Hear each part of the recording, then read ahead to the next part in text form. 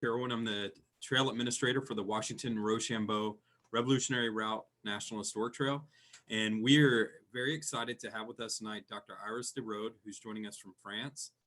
And she is going to be talking about some Christmas stories that related to the American Revolution and associated with the French troops and also with the trail.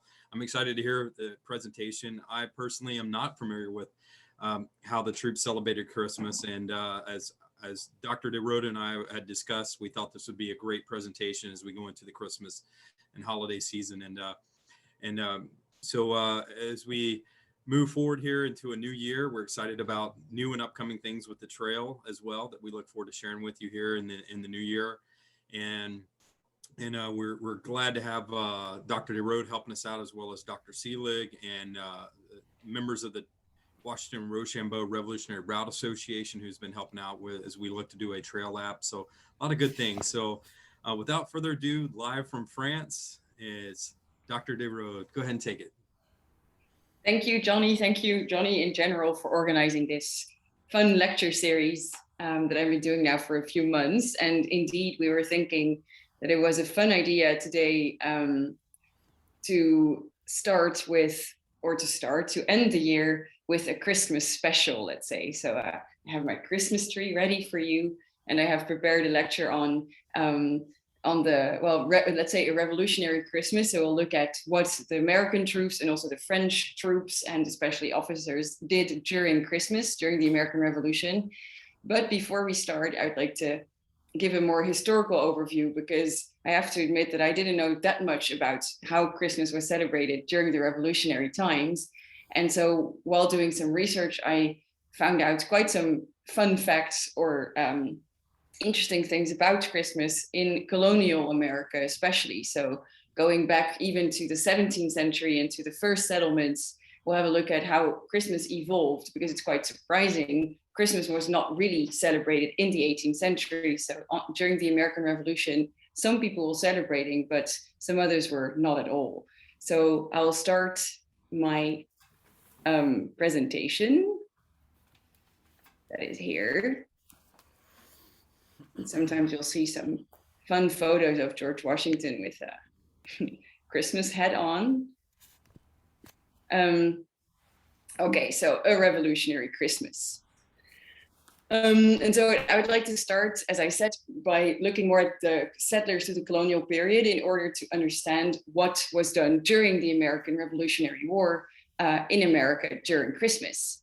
And then I would also like to focus afterwards on what happened after the 18th century, when Christmas really took off and became an actual national holiday.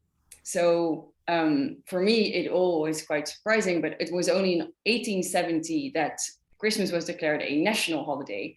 And so everything we associate today with Christmas, such as, of course, gift giving to families, Santa Claus, but also songs from, for instance, Mariah Carey and Wham, that we, of course, all know as Christmas, were, of course, totally unknown in the 18th century. And even Christmas was not really celebrated, as we will see.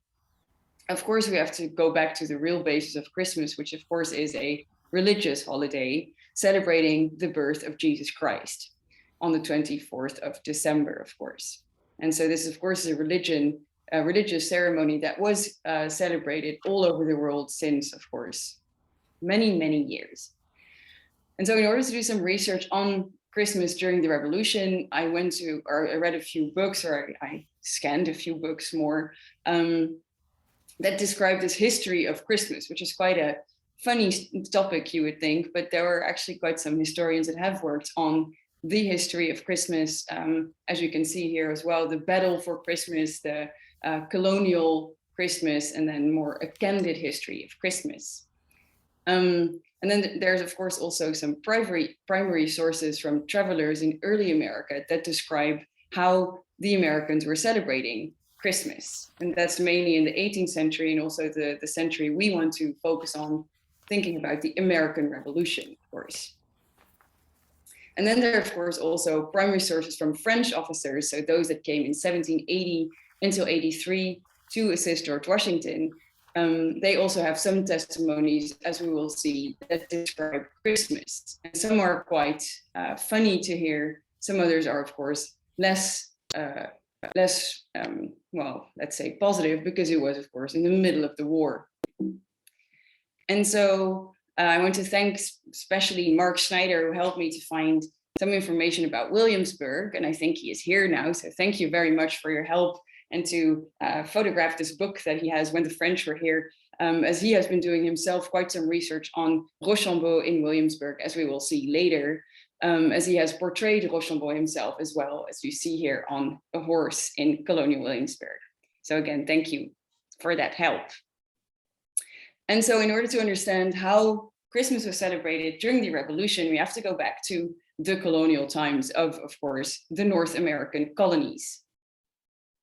So the first Christmas ever, or at least ever, but recorded, celebrated in North America was actually in Jamestown. So as you know, in 1607, some British settlers arrived on the coast in Virginia in the little town called Jamestown, and they settled, or they created the little town, of course, called Jamestown. And so they settled there. And for the first year, there's some account that there was, of course, a lot of hardship. There was almost no food. There was almost nothing. There was no shelter. A lot of people didn't survive the first year. But the year after, you can read in Captain Smith, so John Smith, the famous John Smith, his diary describing Christmas that was actually celebrated by him and the men he was with. So when they were on their way to a Native American tribe, they had to stop because of the extreme wind, rain, frost, and snow, and it urged them to keep Christmas amongst the savages. So savages, of course, is referred to as to the Native Americans that were, of course, the inhabitants of the places that they colonized. And so he said, we were never more merry, for fed on more plenty of good oysters, fish, flesh, wild fowl, and good bread, nor never had better fires in England than in the dry, warm, smoky houses of the Kekuchtan. So he's describing this sort of feast that is organized for these English settlers by Native Americans on the day of Christmas. It's probably, of course, not to actually celebrate Christmas there, but at least they had a nice dinner. So this could be considered the first sort of more modern way of celebrating Christmas, with a real dinner here in Jamestown, or close to Jamestown. Of course, it's also an account that can be quite questioned, but let's not talk too much about that. Then also you can see in the 17th century, 1630s, some churches are already built to feast of the nativity of our Savior's Christ, is also described. So you can already see from the first moment of the settlement in Virginia, this practice of celebrating Christmas, but also organizing church sermons or church masses are, of course, organized. And then, of course, the wave of the other English settlers sets in throughout the 17th century, and mainly also in the 18th century. And so there are two groups, you could say. So there's the first group that arrives are the more strict religious groups. So you have the Puritans, Quakers, and Presbyterians that arrive in specifically New England mainly, or colonize New England mainly, and the northern colonies. And they do not appreciate celebrating Christmas. For them, it's a sort of intermixed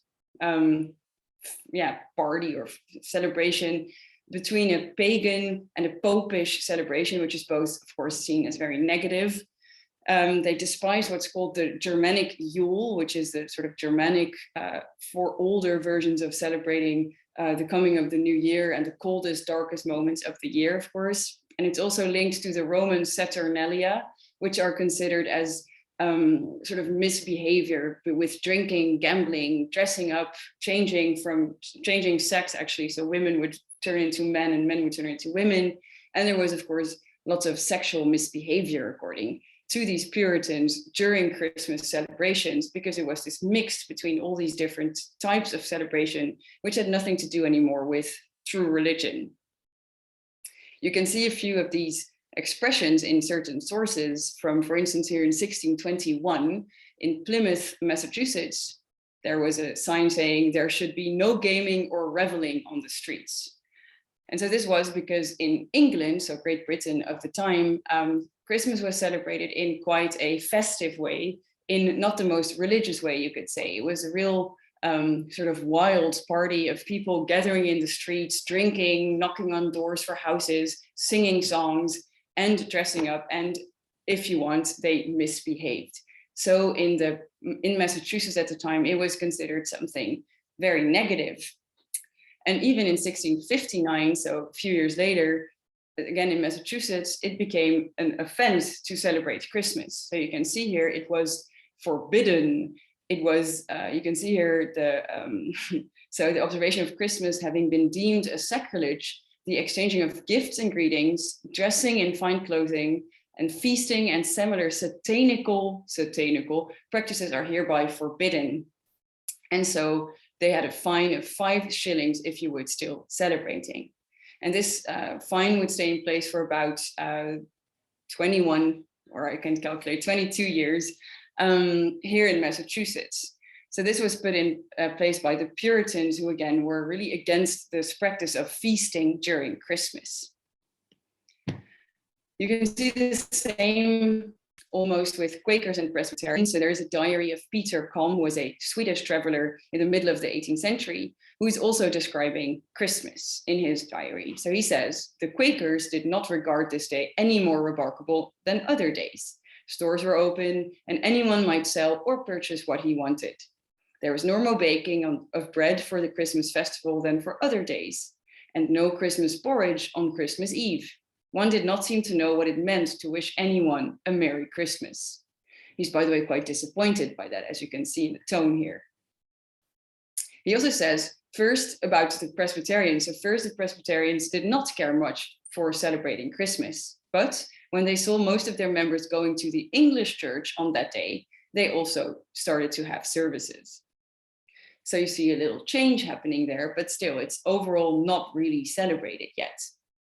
And you can see the same at the end, so, or almost when the revolution starts, so end of the 18th century, Philip Vickers Fithian, also a traveler, and also he's himself a Presbyterian missionary, but so he's traveling in Western Virginia in a Scottish-Irish community. And so he can see, he observes and says what he's done on the 24th of December, saying, the evening I spent at Mr. Guy's, and I sung for an hour at the good people's desire, Mr. Watt's admirable hymns. I myself was entertained, and I felt myself improved. So much love to Jesus is set forth, so much divine exercise. And you can see these hymns on the slide that I used. As big as I can get. So I'm just going to try to look for Christmas. Iris the Road. Okay, so sorry. And so this Philip Vickers Fithian is commenting on this fact that he's singing hymns. So we can already see here that there is a practice, as we have seen, even if Christmas was not celebrated much by many, there were church sermons and church masses organized in church, but there was also hymns sung for, of course, the birth of Jesus Christ, which was celebrated by these hymns of Mr. Watts. And as we will see, he was quite popular at the time, and his songs are still sung today sometimes. And so the Presbyterians are also described here by the same Vickers Fithian, saying that Christmas morning, not a gun is heard, not a shout, no company or cabal assembled. Today is like other days, every way calm and temperate. People go about their daily businesses with the same readiness and apply themselves to it in the same industry. So again, we can see mainly in these observations that Christmas is not really celebrated, or at least just in a more religious way, singing and at church. But this is really different in the middle and southern colonies, where there is in general more religious diversity, with Anglicans, Roman Catholics, Lutherans, Moravians, that actually imported their Christmas traditions to colonial America. And they were living specifically in the cities of New York and Philadelphia, and also, of course, in the states like New York, Pennsylvania, Maryland, and other southern colonies such as Virginia, on which there are quite some sources to find.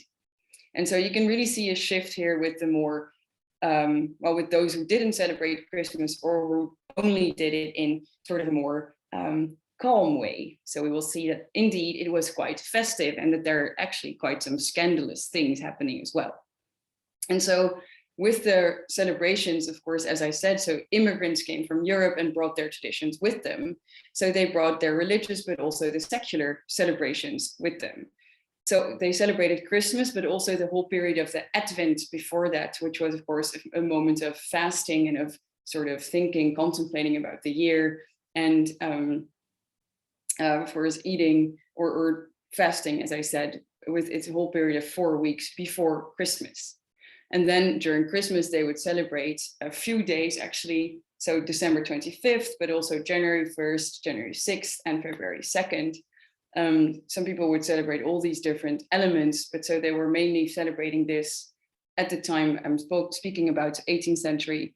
Christmas was celebrated over 12 days, as I will say a little bit later. But so we can see here in the same diary that I quoted on that Swedish man that was traveling, who observed that there was really not much happening in Christmas. He comes to Philadelphia in 1749 and sees in a church, a Roman church, he calls this, nowhere was Christmas Day celebrated with more solemnity than in the Roman church. 3 sermons were preached there, and that which contributed most to the splendor of the ceremony was the beautiful music. Pews and altars were decorated with branches of mountain laurel, whose leaves are green in winter time and resemble the cherry laurel. So you can already see here the decoration with evergreens that was put in place in churches. But more things were done. So as I already said, the 12 days of Christmas were celebrated, of course, in a religious way, which is the primary point, of course, especially at the time, and especially within the more Catholic circles. And so they would celebrate these 12 days of Christmas with church services, and especially, of course, to celebrate the birth of Jesus Christ.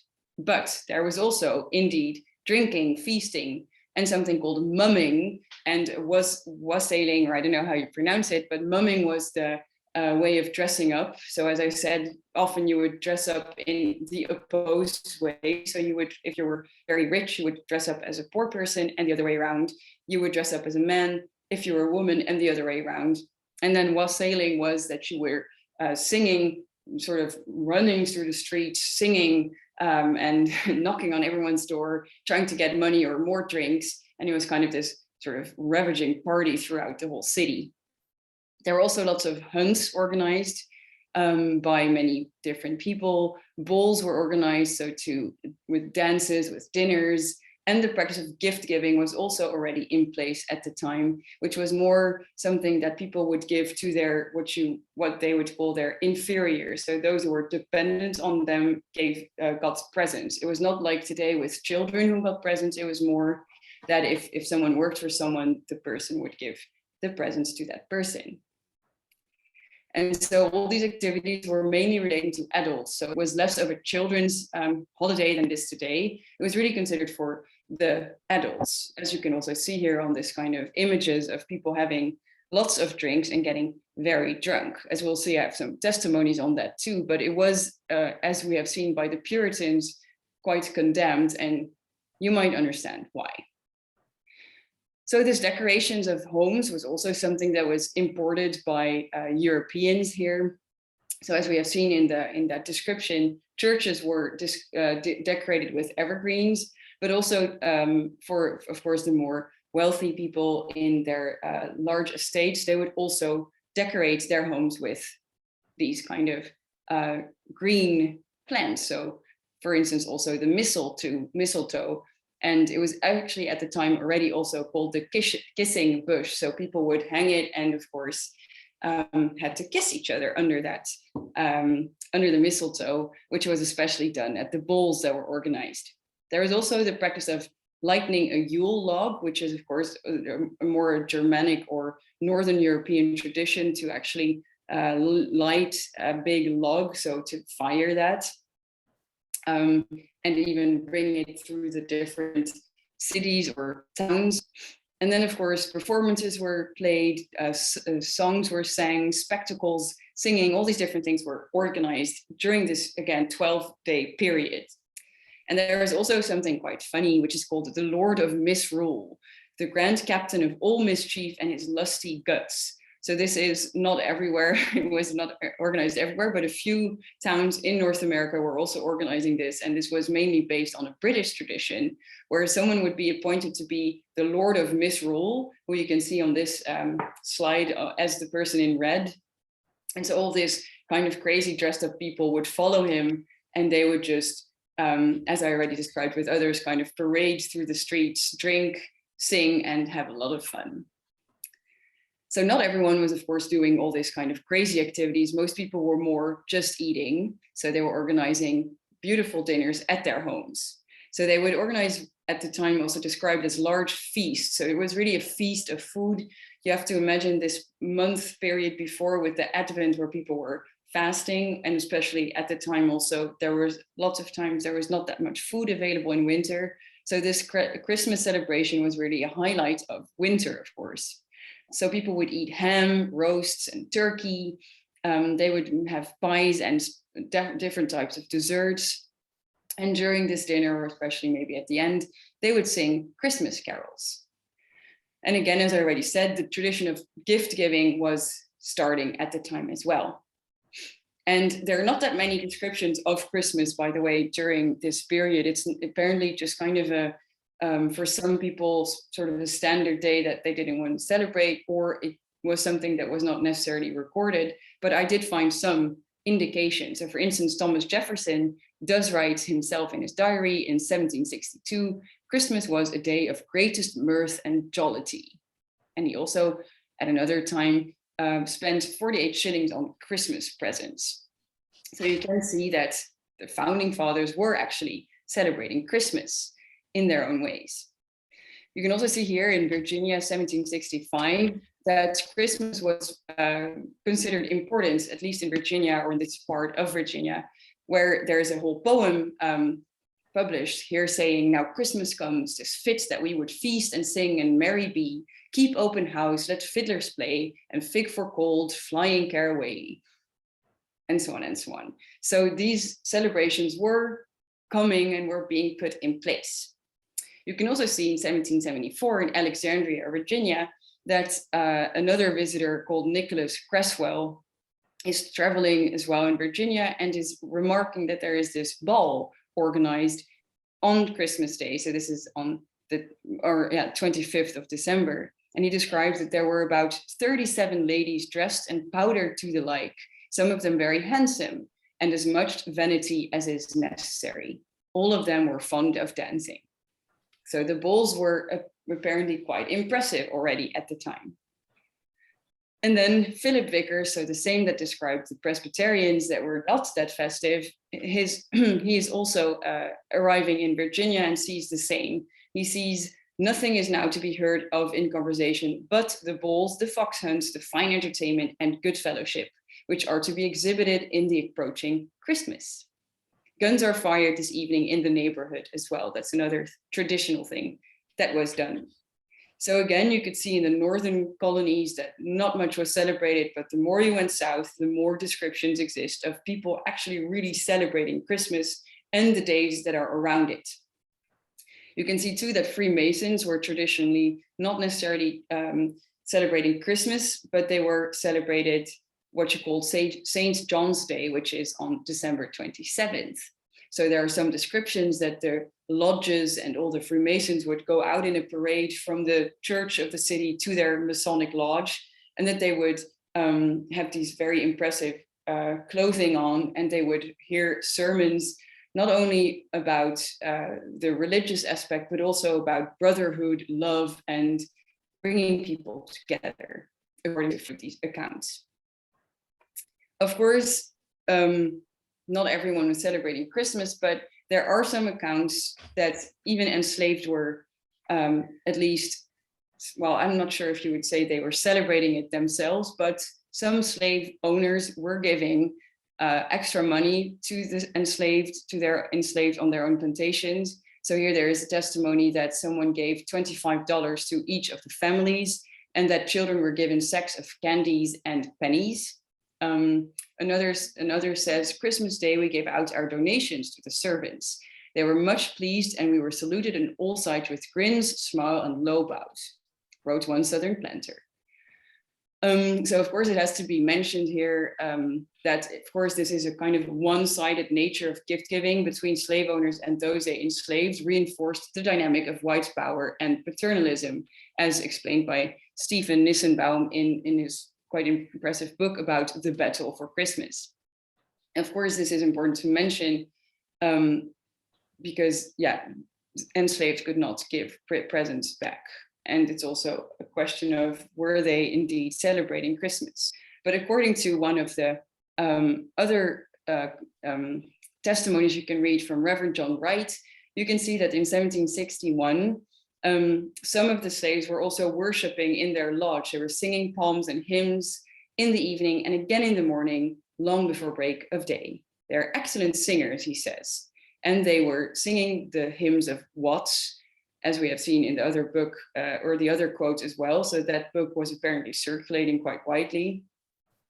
And so, yeah, it's another description where some enslaved were singing the Christmas songs.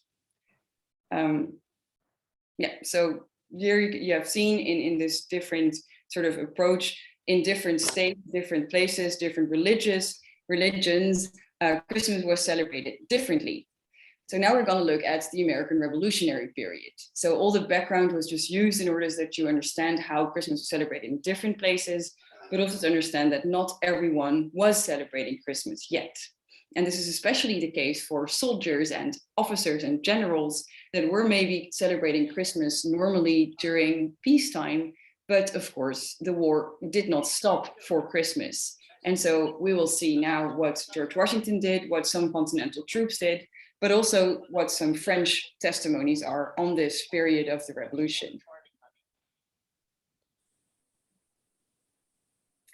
And so what I said here, they're celebrated by some, still opposed by others, and we should not forget, it was not an official holiday yet.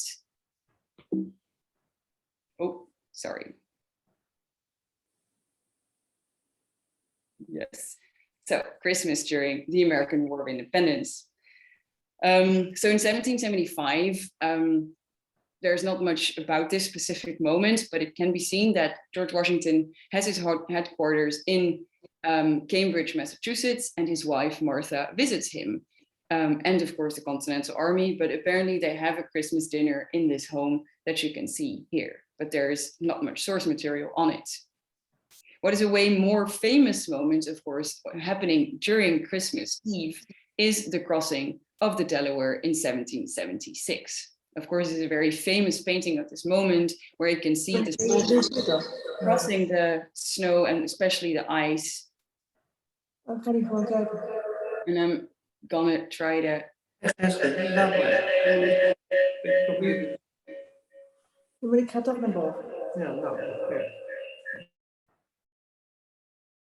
Okay, sorry. There's a lot of sound effects today.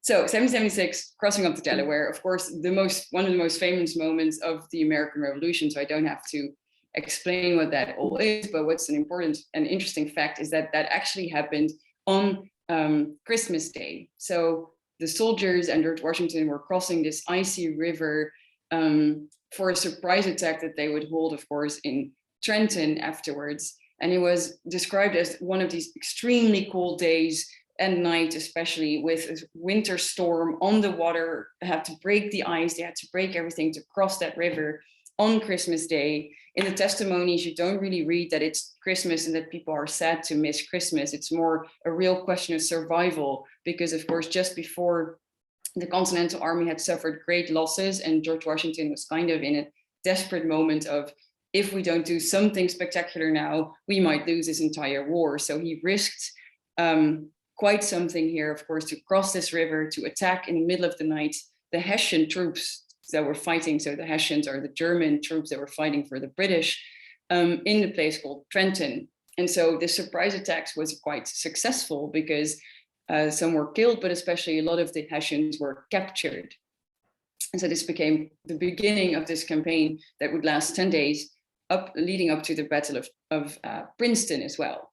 And this Battle of Princeton is described by Georg Daniel Flor, who was a German soldier serving in the French troops. So he was fighting in the what he calls regiment of Zweibrucken, which is the Régiment de Deux Ponts. So he wrote it after the fact. So he arrived in 1780 and had heard of the Battle of Princeton. But I really like this quote because he says, "The battle took place around Christmas, even though it was very cold and there was quite a bit of snow. The English had made their troops take up winter quarters in this small town many times, and no one thought the English would attack in that season." That's supposed to be the Americans, or maybe the quote is wrong, sorry. But so no one thought that the Americans would attack in the season, but Christmas in Princeton was going to be bloody. And then he describes that battle as well, where of course George Washington had a triumphant moment because the British had to retreat their troops. And so the Battle of Trenton and Princeton that began with the crossing of the Delaware, so this all happening in a Christmas season, was quite the successful campaign for George Washington, and is sometimes considered by historians as a real turning point in the war, because the Continental troops saw that they could win from this mighty army. So what also happened not that long afterwards was that there's a story that the first Christmas tree was planted at this same time. So in New England, you can see still today a stone indicating the site of the first decorated Christmas tree in New England, and some would even claim in the entire United States. Of course, this has to be taken with a grain of salt, because who knows what the real first one was, but the fact, of course, is that it was a German tradition. So it's probably taken, probably brought with some of the Germans that were in the North American colonies. So this could have been during the war, it could have been before, it could have been after. And if you start to dig a little bit, you can see that there are quite some people claiming that they are the first one. But let's just focus on this story of 1777, where there was a Hessian, again, so a German soldier, that was taken capture in a battle that is not very well known, but it's called the Battle of Bennington in Connecticut in August of 1777. And so this Hessian person called Hendrik Rodmore was imprisoned in a place called Windsor Locks in a very small cabin. So cabin meaning he was in kind of a private home, but he had a cabin where he was imprisoned. And so according to the legend, he started the tradition of the indoor Christmas tree in America on December 23rd, following this traditional German date for raising a Christmas tree. So here you can see some of these of the Hessian fun little Christmas things, but you can also see in the middle that the Hessians were indeed captured by George Washington. And so what also is interesting, as for what I've just mentioned with Flor, the German soldier fighting in the French forces that is describing all this, he was describing the Battle of Princeton becoming a bloody Christmas, but he's also describing something else that is quite an interesting part, because he describes balls that are the balls organized during Christmas as well. So not only for Christmas, but some were organized during the period. So here he's describing that the English organized a ball every now and then over the course of that winter, so the winter of 1777 and 8, to which the inhabitants of the neighboring areas were invited to have a good time with them. And he says, the Americans had taken advantage of these circumstances to collect all sorts of information on the English. So there were spies going to these balls. And during the Christmas holidays, they had held another ball, which many Americans attended. And notably, many American officers has disguised themselves by dressing as women in order to attend, just like certain colonels disguised themselves in order to spy at ease. These Americans had a good time with the English gentlemen until around midnight. And then, one after the other, they disappeared.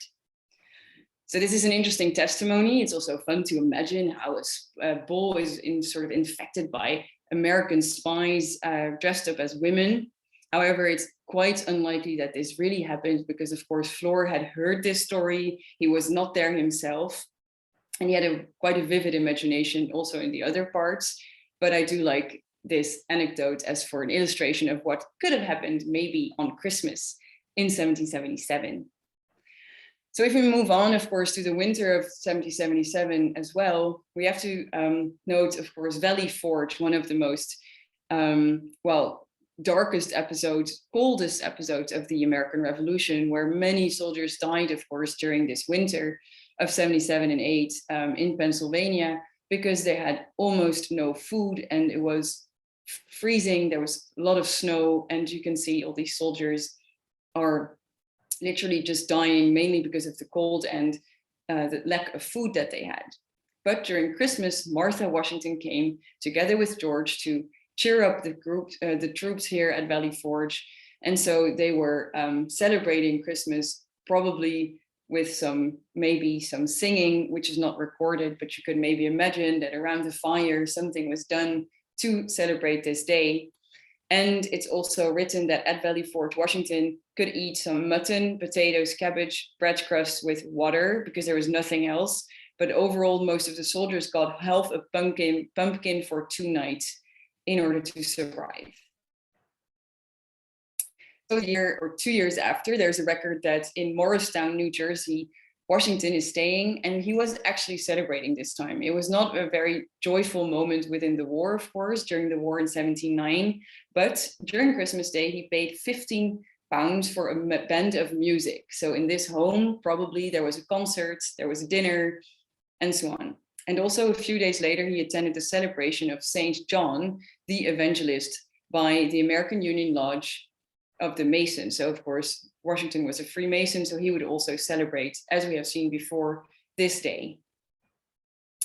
And then in Newport, so the French had arrived in the meantime, December 1780, there is a testimony of Berthier, who is describing that in Newport, Rochambeau had built a hall, a sort of a party hall, we would call that today. But so he says that a large hall was built as winter set in, where all the officers could get together.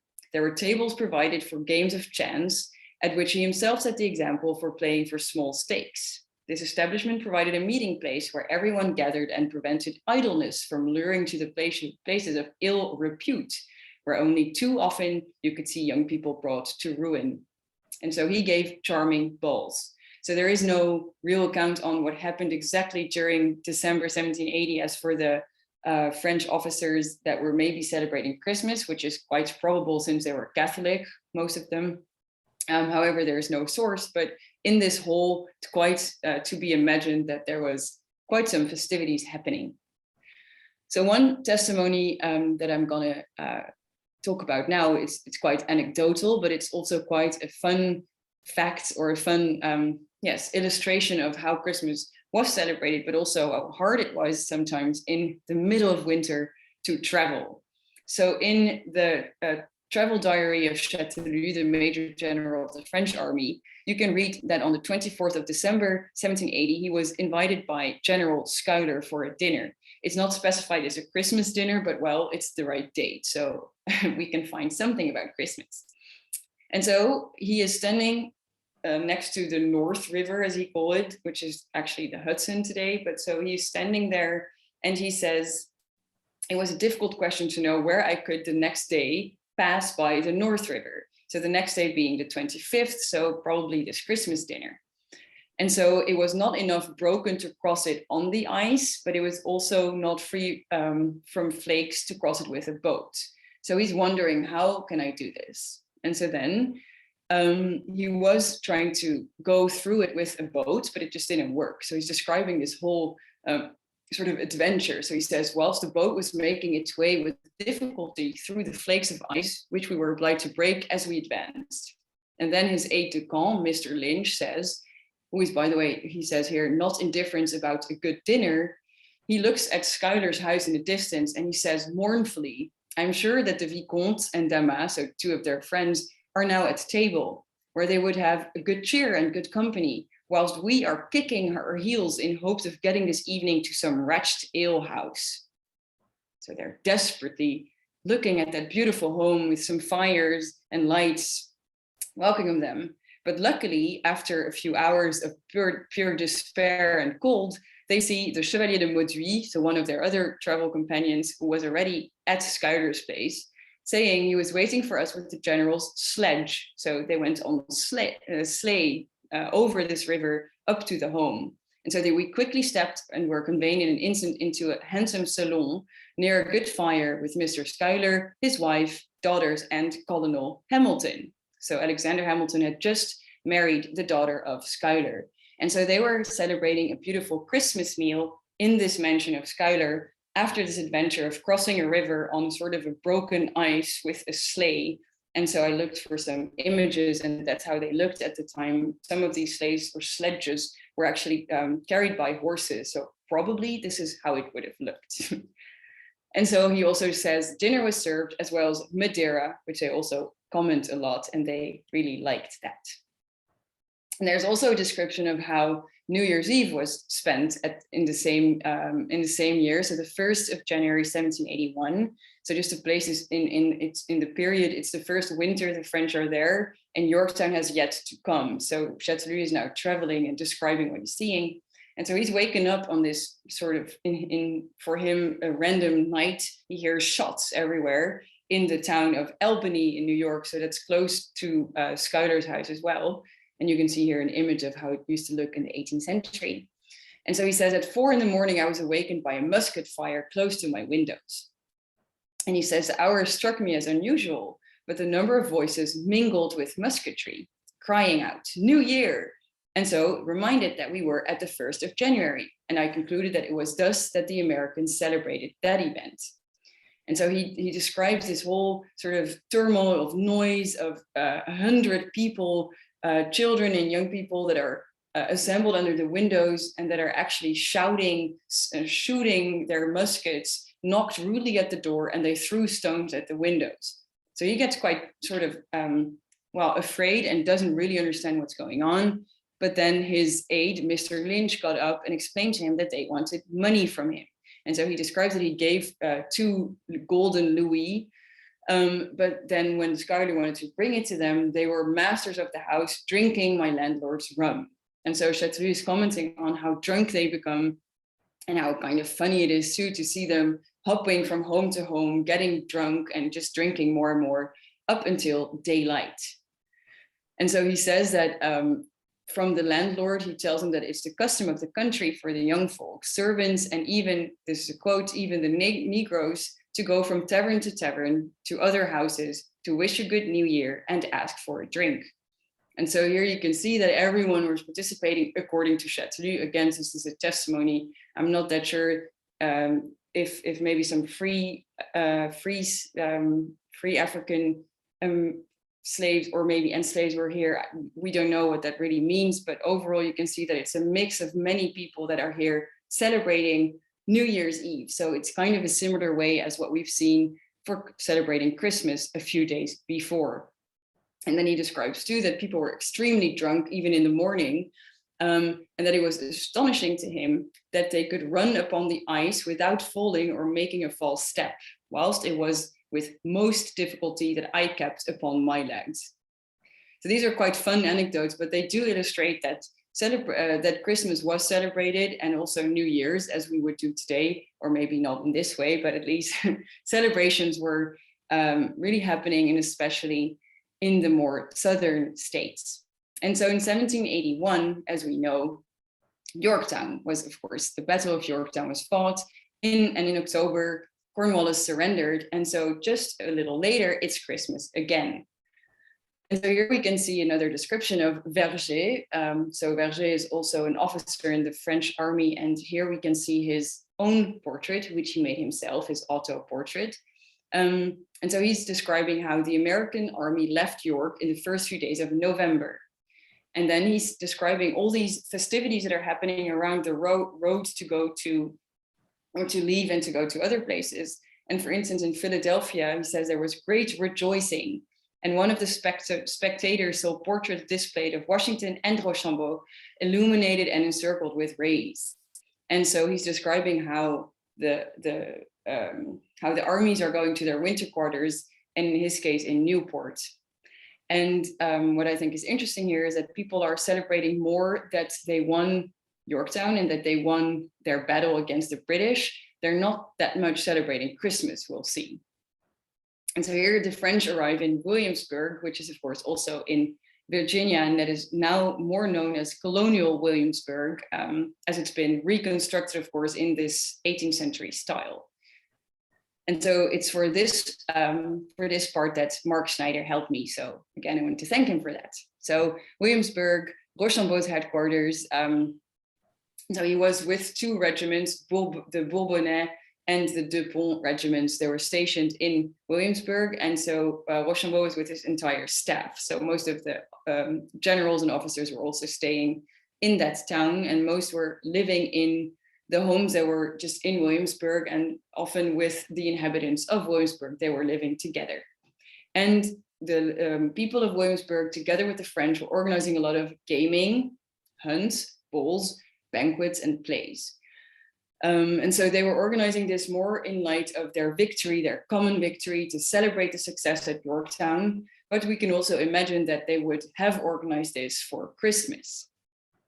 And here you can see that often they would eat, for instance, Virginia smoked ham, which was much appreciated by the French. And so one of the main festivities is not Christmas, but was more the 15th of December, which was the celebration to victory of Yorktown, which was kind of ordered by Congress to celebrate that all over the country. And so in Newport, the garrison moved out to parade and gave 3 salutes, followed by Vive le Roi, so Le Roi Louis XVI, and it was concluded by a volley from the artillery. So this is a grand parade, a grand party with lots of fire and explosions everywhere to celebrate the victory. And so again, there is a banquet, which was followed by a ball to which the ladies were also invited.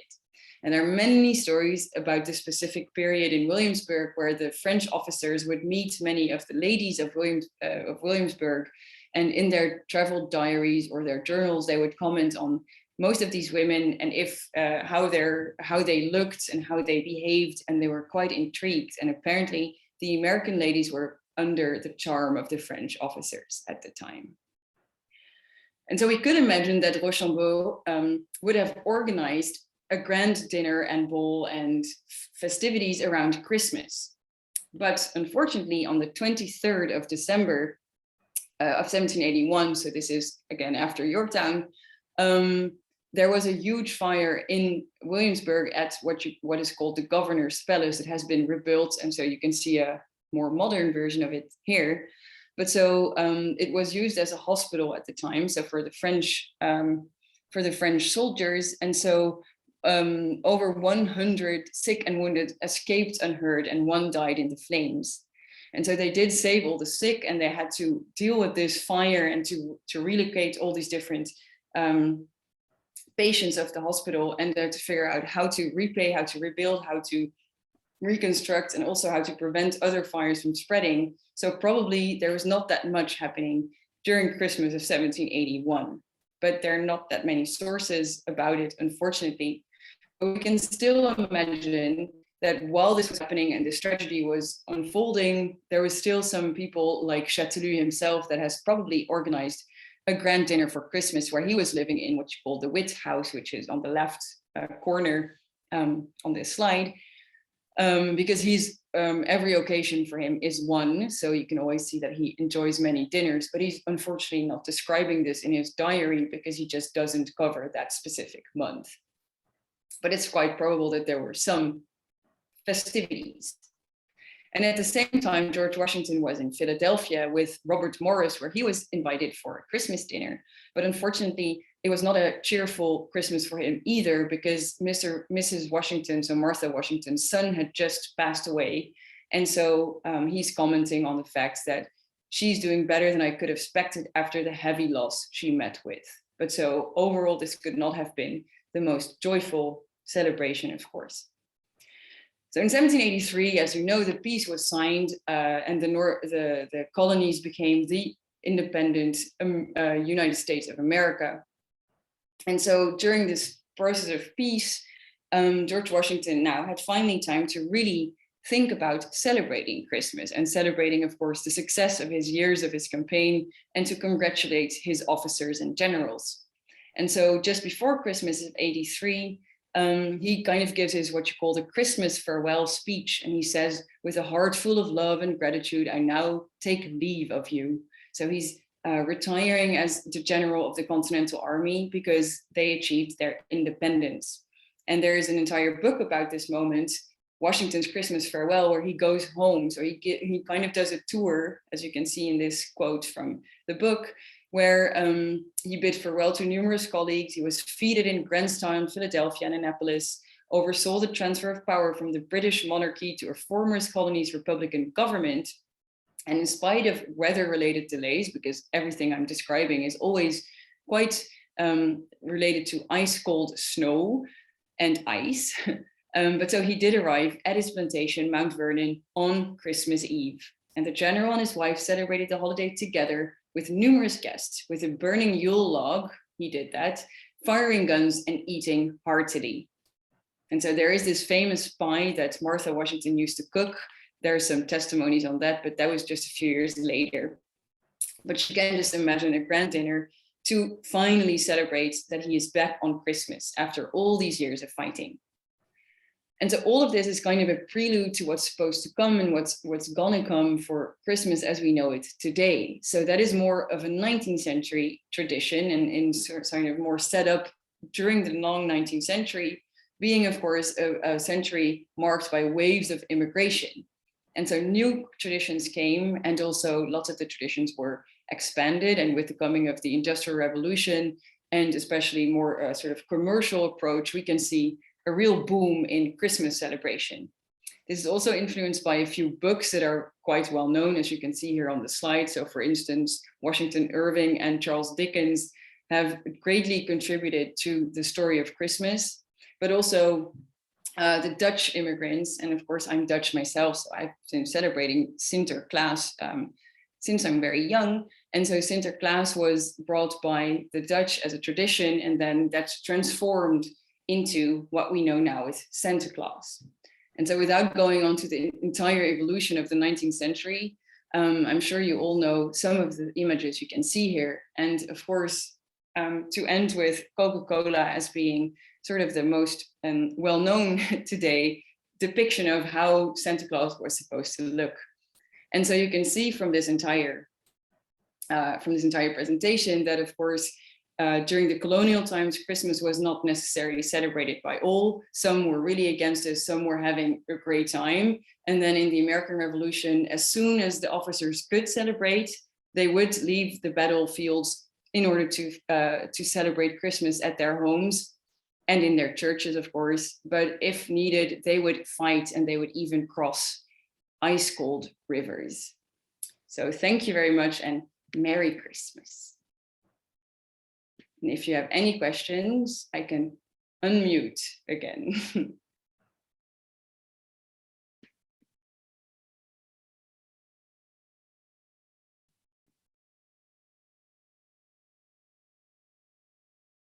So I see Constance has, but I don't know how to, because it says I have to ask to put your microphone on. So okay, there.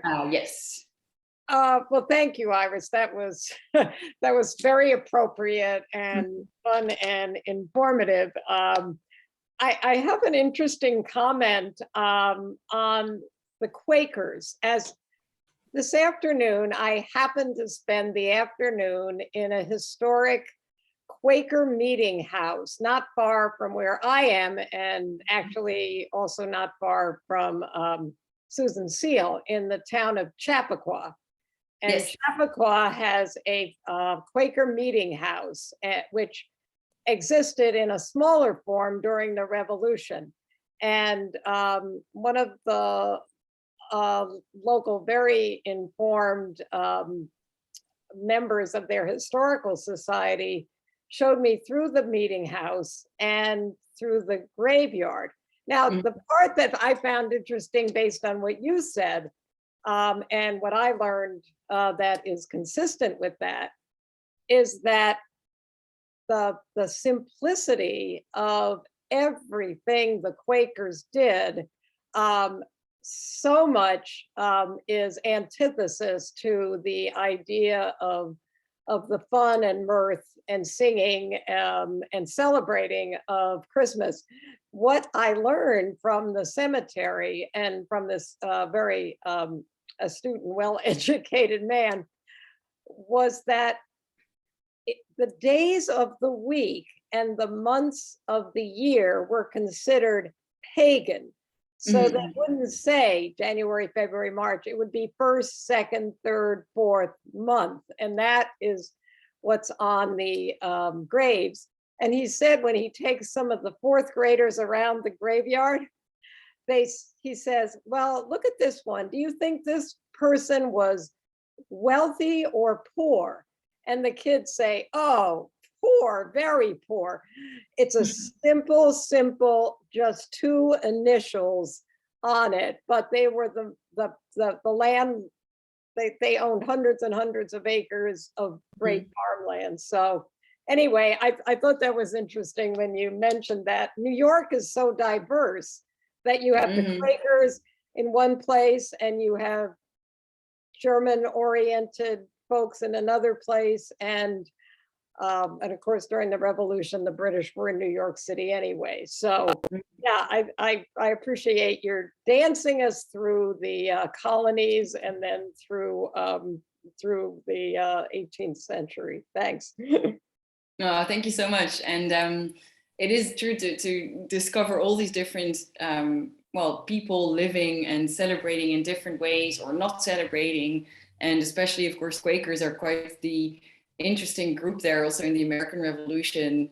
Especially French really disliked the Quakers because they were not choosing the side of the Americans. They were not choosing the side of the war because they were pacifists. So you can see that their ways and their traditions and their beliefs were kind of criticized, even if they were also, of course, applauded by a lot because they were living a more equal life and they were, for instance, known for their abolitionism. So it's an interesting group to study. So, okay, I see Johnny has raised his hand. Yeah, Iris, you have a question from Brad Fay that I wanted to read to you, and that was, is there any reason to think Washington's Christmas attack on Trenton was sacrilegious or against the rules of war of that era? Presumably the idea of a Christmas truce came later. And those are kind of like double questions there. Yeah. Thank you. And so, Brad, I think indeed that the idea of the Christmas truce came later. I'm not totally sure, but I would assume so, especially since it became an official holiday in America in 1870. So that is quite later, of course. And so I don't think it was considered as a sacrilegious attack, but it was maybe considered because it was a surprise attack in the middle of night, in the middle of winter. And there are some stories, but apparently they're not true if you read some books about this, about that moment in Trenton, because the Hessian soldiers were, of course, from German descent, so they were celebrating Christmas. And there are some accounts that say that they were celebrating and so drunk that they could not react on the attack of George Washington. But that is apparently not a true source, or at least not really credible, but who knows? And so I do think it's maybe considered as sort of a surprise attack, which was not really considered sort of gentleman behavior as Europeans were doing during warfare. So there was this whole sort of ethos of officers that would not do certain things. So maybe in Europe this would not necessarily have happened, but George Washington knew more the style of kind of this guerrilla warfare where he would just do surprise attacks, and that permitted him to win. So maybe this is a new era of warfare just there. Okay. I saw another question, I think, at the beginning. So Larry Ferrero says, I thought it was Easter and not Christmas that was the principal Christian holiday until the 19th century. And that is entirely true. And Easter was, if you look at the sources, so to find sources on Christmas was quite a difficult task because there's not that many. And on Easter, there's a lot of information to find in North America, but especially in Europe, and especially in all these accounts of the French that I'm, of course, studying mainly. But they're all discussing how they're celebrating Easter, but also some other moments. In August, there's this, I have to admit, I forgot which one that is, but in the middle of August, they celebrate a religious moment. And then especially Easter are described more, and especially also the church churchgoers and how that is all celebrated. So that is true. And so again, Christmas is really more something of the late 19th century.